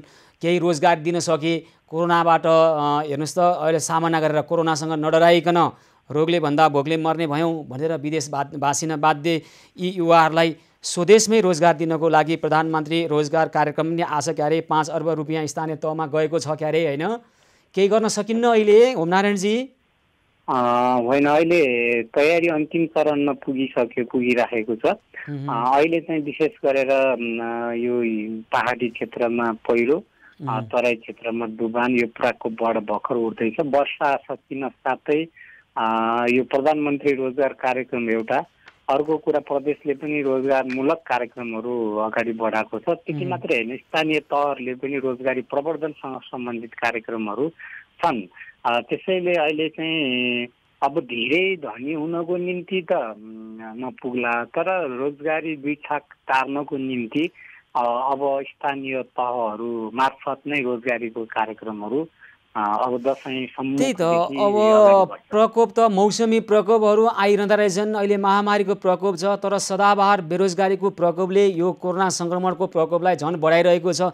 यो भिडभाड तपाईँ हेर्न सक्नुहुन्छ। एबी न्युज खबर टेलिभिजनको अहिले टेलिभिजन छ भने कृपया हेर्नुहोस् त, मानिसहरू कसरी भिडभाड गर्दै गइरहेका छन्। कम्तीमा यो युवाहरूलाई अहिले स्वदेशमै रोक्न सके, सामान्य रोजगारी दिएर दुई छाक खान सक्ने बनाउन सके, उहाँहरू बालबच्चा च्यापेर कोरोना सङ्क्रमणको जोखिमलाई मोलेर रोगभन्दा भोक ठुलो भयो भन्दै हिँड्नु पर्दैन थियो कि होमनारायणजी?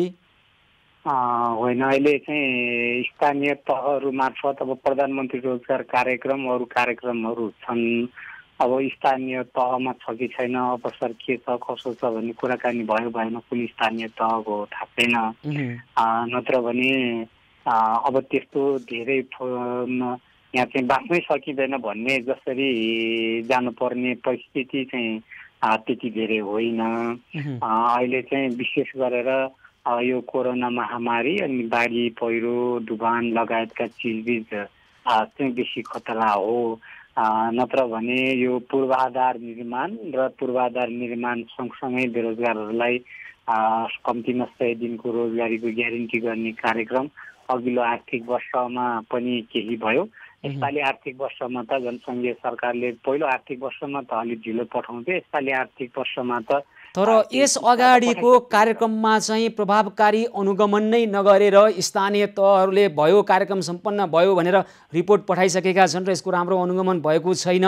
र अहिले आउँदो अब यो कार्यक्रममा पनि यही खालको एउटा फितलोपन देखिने आशंकाहरू भइरहेको छ। कार्यक्रम आउने कहाँ कहाँ गयो थाहा छैन, समस्या समाधान नहुने, वास्तविक लक्षित वर्गसँग नपुग्ने यो खालको परिस्थिति अहिले पनि दोहोरिएला भनेर आशंका गर्छन् नि त? होइन, स्थानीय तहहरू मार्फत सूचना आह्वान हुन्छ। यसपालि पहिला बेरोजगारहरूको सूचीमा फेरि यसपालि धेरै विदेशबाट फर्केर आएको छ भनेर फेरि यसपालि थप सूचना आह्वान गरिएको छ। र त्यो सूचना आह्वान भइसकेपछि वडाहरूबाट आह्वान हुन्छ, वडामा अनि विधिवत भनेपछि कहिले हुन्छ यो असोज अगाडि हुन्छ कि दसैँ तिहार पछाडि हुन्छ यो कार्यक्रमको सुरुवात पनि? दसैँ अगाडि नै सुरु हुन्छ। भनेपछि केही व्यक्तिहरूले कम्तीमा केही रोजगारी स्वदेशमै पाउने खालको परिस्थिति सिर्जना गर्नुहुन्छ होइन त? यो एउटा चाहिँ सामान्य रोजगारी, एउटा नोमिनल। ठिक छ, जे भए पनि त आफ्नै देशमा काम गर्ने वातावरण बनाऊ न, कार्यक्रमलाई प्रभावकारी बनाऊ भने मात्रै हामीले भनेको होमनारायणजी है। हुन्छ, जति हामी 5 अर्ब रकम जति छ यो रकमको प्रभावकारी काम गर्नको लागि पहल गरौँ है। यो चाहिँ अस्थायी रोजगारीको कुरा हो। त्यति मात्रै होइन, रोजगार प्रवर्धनसँग सम्बन्धित प्राकृतिक स्रोत साधनसँग त्यसलाई सदुपयोग गरेर स्वरोजगार गर्ने कार्यक्रमहरू पनि प्रदेश सरकार, सङ्घीय सरकारको अरू स्थानीय सरकारहरूले पनि त्यस्तो रोजगारीको कार्यक्रमहरू राखेका हो। ल, हामी यो कुरामा विशेष पछि पनि फलोअप गर्छौँ र यो कतिको प्रभावकारी भयो भन्ने विषय पनि हेर्छौँ। होमनारायणजी, यहाँलाई भने धेरै धेरै धन्यवाद भन्न चाहन्छौँ है त। हस्, गाउँपालिका राष्ट्रिय महासङ्घका अध्यक्ष होमनारायण श्रेष्ठ यतिखेर प्रधानमन्त्री रोजगार कार्यक्रमको 5 अर्ब रुपियाँ गाउँ गाउँको स्थानीय तहमा पुगेको छ। कसरी काम हुन्छ प्रभावकारी ढङ्गबाट र अहिले विदेश जान बाध्य भएका युवाहरूलाई केही समय रोक्न सके हुन्थ्यो भन्ने कुरा हामीले गरेका छौँ। र अब दसैँ अगाडि नै हुन्छ काम भन्नुभएको छ, कहिले हुन्छ, कतिको प्रभावकारी हुन्छ, हामी यसलाई फलोअप गर्नेछौँ, छोड्ने छैनौँ। दर्शक यतिखेर भने हामी दोलखातर्फ जान चाहन्छौँ।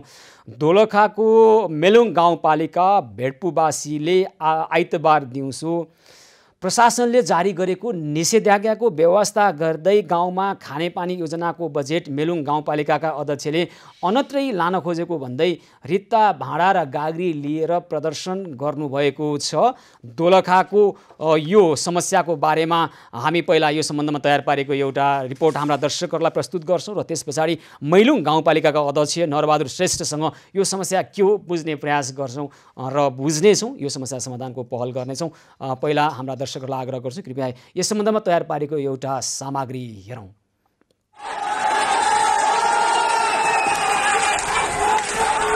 दोलखाको मेलुङ गाउँपालिकामा खानेपानी योजना माग्न पुगेका सर्वसाधारणलाई गाउँपालिकाका प्रमुख नरबहादुर श्रेष्ठले प्रहरीको जिम्मा लगाएका छन्। मेलुङ गाउँपालिका 4 भेडपु स्थित खानेपानी आयोजनाको बजेट प्रमुख श्रेष्ठले अन्तै लान खोजेको भन्दै स्थानीय गाउँपालिका कार्यालय पुगेका थिए। तर प्रमुख श्रेष्ठले खानेपानी योजना माग्न आएकाहरूलाई प्रहरीको जिम्मा लगाएर हिरासत पठाएपछि सदरमुकाम चरीकोटमा स्थानीयहरूले रित्तो गाग्री प्रदर्शन गरेका छन्।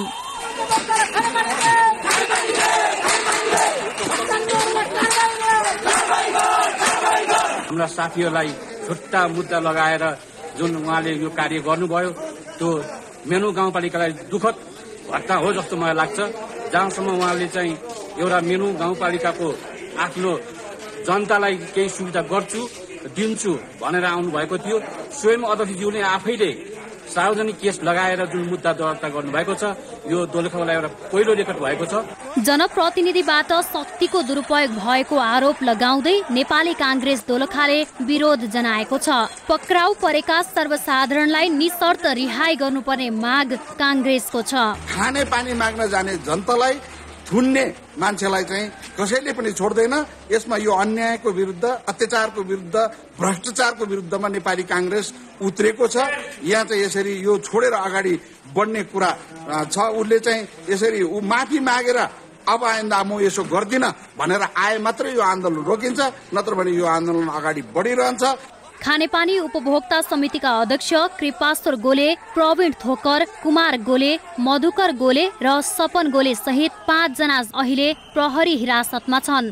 उपभोक्ता समितिले तोकिएकै स्थानमा खानेपानीको बजेट कार्यान्वयन गराइदिन जिल्ला समन्वय समितिमा ज्ञापन पत्र समेत बुझाएका छन्।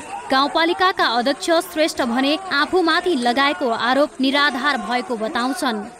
संघीय सरकारको विशेष अनुदानमा गाउँपालिकाको वडा नम्बर 1, 2 र 3 मा निर्माण हुन लागेको आयोजनाका विषयमा गाउँपालिका अध्यक्ष र स्थानीय बीच विवाद बढेको हो। आयोजना अन्यत्रै लैजान खोजेको स्थानीयको आरोप छ। दोलखाका मेलुङ गाउँपालिकाका अध्यक्षमाथि लागेको यो गम्भीर आरोपका बारेमा हामी गाउँपालिकाका अध्यक्ष नरबहादुर श्रेष्ठसँगै बुझ्छौँ के भएको रहेछ। आखिर उहाँले खानेपानी योजना माग्न गएका व्यक्तिहरूलाई झुट्टो मुद्दा लगाएर प्रहरी लगाएर के पक्राउ गर्नुभएको भन्ने खबर आएको छ। त्यसै गरी एक ठाउँमा आएको योजना अर्कै ठाउँमा लान खोजेको भन्ने आरोप लागेको छ। यथार्थ के रहेछ, समस्या समाधान कसरी गर्न सकिन्छ, हामी नरबहादुर श्रेष्ठ प्रत्यक्ष सम्पर्कमा आउनुभएको छ। मेलुङ गाउँपालिकाका अध्यक्ष हुनुहुन्छ। हजुर श्रेष्ठजी नमस्कार, कार्यक्रम स्वागत छ यहाँलाई। नमस्कार हजुर। ल तपाईमाथि गम्भीर आरोप लागेको छ, म आरोप राख्छु है। तपाईलाई पहिला के आरोप लाग्यो भने खानेपानी योजना अन्यत्र नलैजान आग्रह गर्दै ज्ञापन पत्र बुझाउन आएका व्यक्तिलाई 5 जनालाई प्रहरीलाई लगाएर पक्रन लगाएर झुट्टो मुद्दा लगाएर थुनिदिनु भएछ। किन यसो गर्नुभयो श्रेष्ठजीले? यो असाध्य गर यो विषयमा म सम्पूर्ण श्रोतालाई आग्रह गर्न चाहन्छु। ज्ञापन पत्र बुझाउनको लागि उहाँ आउनु भएको कुरालाई यो ध्रुव सत्य कुरा हो। तर ज्ञापन पत्र बेलुका तपाईको दिउँसो 12 बजे ज्ञापन पत्र बुझाउन आउनुभयो उहाँहरू। त्यतिखेर ज्ञापन पत्र बुझाउने आउने बेलामा पनि अभद्र व्यवहारहरू गर्नुभयो। अभद्र व्यवहार मात्र होइन, त्यहाँ चाहिँ सेक्युरिटीको लागेको पुलिसहरूलाई माथि पनि तपाईको पुरै प्रेसराइज गरेर अनि त्यसपछि अपशब्द प्रयोग गर्दै यो पुलिस बोलाउने मान्छे को हो, यसलाई यो पुलिस बोलाउने मान्छे को भनेर त्यसपछि तपाईको महिलाहरू लगाएर होलीजत गर्दै मेरो आफ्नो कार्यकक्षमा आउने कामको जुन वातावरण निर्माण गर्नुभयो र असाध्य दुःखद छ। त्यसपछि मेरो कार्यकक्षमा आइसकेपछि उहाँहरूले अभद्र व्यवहार गर्ने, त्यहाँभित्र रहेका चाहिँ सामानहरू तोडफोड गर्ने, त्यसपछि मात्रै होइन मुक्का प्रहार गर्नेदेखिले सबै कार्यक्रमहरू गर्नुभएको छ। त्यसले गर्दाखेरि म आग्रह गर्न चाहन्छु। तपाईलाई अर्को आरोप छ नि त श्रेष्ठजी, तपाईले साबिकको भेडपु गाविसको वडा नम्बर 1, 2 र 3 का लागि संघीय सरकारबाट आएको क्रमागत योजनाको बजेट आफ्नो वडा अध्यक्षले समेत थाहै नदिई अन्यत्रै सर्वे गर्न लागेपछि अरूले खानेपानी उपभोक्ता समितिका अध्यक्ष कृपाश्वर गोलेको नेतृत्वमा आउनुभएको रहेछ नि त उहाँहरू त। अनि तपाईँमाथि त यो आरोप लागेपछि यो काम तपाईँले गर्न थालेपछि उहाँहरू आकर्षित हुनुभएको होला नि त। यो एबी न्यूज टेलिभिजन मार्फत सम्पूर्ण श्रोतालाई आग्रह गर्न चाहन्छु र उहाँहरूले जे आरोप लगाउनु भएको छ त्यो असाध्य गलत। नेपाल सरकारको तर्फबाट यो विशेष अनुदान कार्यक्रम अन्तर्गत 90 लाख पैसा प्राप्त भएको हो। यो क्रमागत योजनाको लागि होइन र खानेपानी सरसफाई डिभिजन कार्यालय मन्थलीबाट चाहिँ भेडपु खानेपानी आयोजनाको लागि 1, 2, 3 वडाको लागि 5 लाख रुपियाँ आएको छ क्रमागतमा भने जहाँसम्म विशेष अनुदान अन्तर्गतको कार्यक्रमको कुरा त्यो 90 लाख रुपियाँ आएको छ। त्यो चाहिँ तपाईको विश्वकर्मा टोल, लामाटार, आगेटार र तपाईको बिर्ताको लागि आएको हो। अनि त्यहाँका दिदी बहिनीहरू आज रित्तो गाग्री बोकेर दोलखाको चरीकोटमा आज रित्तो गाग्री बोकेर भाडा ठटाउँदै जुलुस निकाल्नु भएको छ त। अनि के हो त त्यो चाहिँ? योजना अन्त लगेको होइन। योजना अन्त नलगेको भए त्यत्रो मान्छे तपाईँको विरोधमा किन छन् श्रेष्ठजी? अब यो चाहिँ उहाँहरूलाई नै सोध्नुपर्छ र यो तपाईँको कानुन हातमा लिने र अनावश्यक क्रियाकलापहरू गरिराख्नु भएको छ। र यथार्थ रूपमा भन्नुपर्दा सङ्घीय सरकारको जुन विशेष अनुदानको कार्यक्रम छ, विशेष अनुदानको कार्यक्रम भनेको तपाईँको यो चाहिँ टेन्डर प्रक्रियाद्वारा हुनुपर्ने हो र त्यो कार्यविधिमै त्यो उल्लेखित रहेको छ। र यो मेलुङ गाउँपालिकाको वडा नम्बर 4 मा जुन सञ्चालित योजना छ त्यो सञ्चालित योजनाको सन्दर्भमा मोर प्रिलिमिनरी सर्वे भएको सर्वेक्षण गर्ने कामहरू भइरहेको छ र यसलाई तपाईँको अहिले पनि हामी बसेर छलफल गर्न सकिने स्थिति हो। र जो अघि तपाईँले जुन मुद्दा लगाउने कुरा गर्नुभएको भन्ने कुराहरू छ, प्रचलित कानुन अनुसार मान्छेहरू हिँड्नुपर्छ। ज्ञापन पत्र बुझाउन आएको मान्छे 12 बजे ज्ञापन पत्र बुझाइसके 12 सभामा ज्ञापन पत्र बुझाएपछि फिर्ता जानुपर्ने, तर तपाईँको मलाई मेरो कार्यकक्षमा घेराउ गर्ने अनि त्यसपछि गएर उपद्रवहरू अपनाउने र तपाईँको जुन दिशा पिसाब गर्न पनि नदिने कार्यक्रम गरेर चाहिँ त्यही दिन 18 गतेको तपाईलाई यसो गर्नु हुँदैन। यो कुरामा हामी सहमत छौँ, तर तपाईँका वडावासीहरू गाउँपालिकाका वासीहरू यतिखेर हेर्नु त्यहाँ प्रहरीको लाठी खाइरहनु भएको छ। तपाईँले समन्वय गरेर तपाईँले भन्दै हुनुहुन्थ्यो नि संवाद मार्फत समाधान गरौँ, यो तपाईँले छिटोभन्दा छिटो संवाद मार्फत समस्याको समाधान गर्नु पर्यो न श्रेष्ठजी? तपाईँका अहिले गाउँका वासीहरू अहिले सदरमुकाममा आएर प्रहरीको लाठी खाइरहनु पर्ने परिस्थिति तपाईँले गर्दा सृजना भएको होइन भनेर कसरी भन्ने?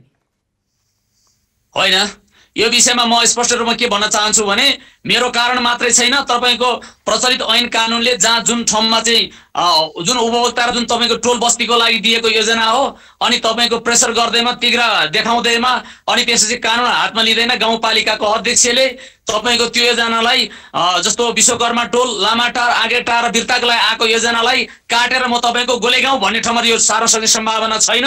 र यो संवाद गर्न गाउँपालिका जहिले पनि तयार छ। संवाद र सहमति र सहकार्य गरेर अगाडि जाने पक्षमा गाउँपालिका रहेको कुरा तपाईँ मार्फत सम्पूर्ण यो टेलिभिजन हेर्ने आदरणीय जनसमुदायलाई आग्रह गर्छु। ल हुन्छ नरवाजी, अब त्यहाँ यो विषयलाई हामी छोड्ने छैनौँ, फलोअप गर्नेछौँ र समस्याको समाधानको पहलको नेतृत्व तपाईँले गर्नुपर्छ। त्यहाँ जुन खालको एउटा भिडन्तको स्थिति आइरहेको छ यसको अन्त्य गर्नुहोस् र आफ्ना गाउँपालिकावासीहरूलाई सम्झाइ बुझाइ गरेर संवाद मार्फत दुवै पक्षले जित्ने किसिमबाट समस्याको समाधान गर्नुहोला। यो विषयलाई हामी यसै छाड्ने छैनौँ, पछि पनि हेर्नेछौँ कसले गर्यो उपद्रव, कसले गर्यो बेइमानी र कसले गर्यो त्यहाँ दलीय राजनीतिक खानेपानीमा, यो विषय हामी बुझ्नेछौँ। नरबहादुरजी अहिलेलाई भने धन्यवाद भन्न चाहन्छौँ है त। धन्यवाद।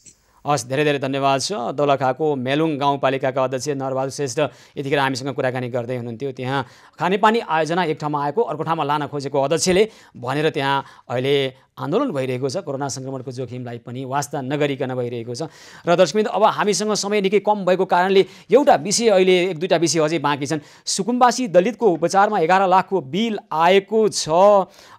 विराटनगरको नोबल मेडिकल कलेज टिचिङ अस्पतालमा यो बारेमा हामी कुराकानी गर्ने प्रयास गरिरहेका छौँ। नोबेल मेडिकल कलेजका प्रशासकीय अधिकृत दिपेश राईसँग समय निकै कम भएको कारणले आज हामी यो विषयलाई राख्न सकिरहेका छैनौँ। दिपेश राई टेलिफोन सम्पर्कमा आउनुभएको छ भने तुरुन्तै हामी कुराकानी गरेर समस्या समाधानको पहलमा हामी जोड्ने हाल्नेछौँ र दर्शकमित्र यो विषयलाई हामी पुनः उठाउनेछौँ। सुकुम्बासी दलितको उपचारमा 11 लाखको बिल आएको छ र तिर्न नसक्दा अस्पतालले सब नदिएको कुरा आएको छ र यो समस्या समाधान भइसकेको अनौपचारिक ढङ्गबाट कुराकानी त आएको छ, तर यथार्थ बुझ्ने प्रयास गरिरहेका छौँ। विराटनगरको नोबेल मेडिकल कलेजले पहल गरेर यो समस्या समाधान गरिसकेको खबर त अनौपचारिक ढङ्गबाट आएको छ र यो विषयमा हामी थप बुझ्ने प्रयास गरिरहेका छौँ र समय अभाव भएको छ। दर्शकमित्र, त्यसै गरी डोटीका बेसहारा 3 बालकहरूको यस अगाडि हामीले खबर सम्प्रेषण गरेका थियौँ र उहाँहरूलाई अहिले SOS बालग्राम धनगढीमा पढ्ने बस्ने आवाससहितको व्यवस्था मिलाइएको छ। यसबारेमा हामी थप विवरण भोलिको कार्यक्रममा राख्नेछौँ र यी यस्ता समस्या आज जे जति आए यी समस्यालाई समाधान गरेका छौँ, अझै पहल गर्छौँ र कतिपय विषयलाई यसै छाड्ने छैनौँ समस्याको समाधान नगरिकन।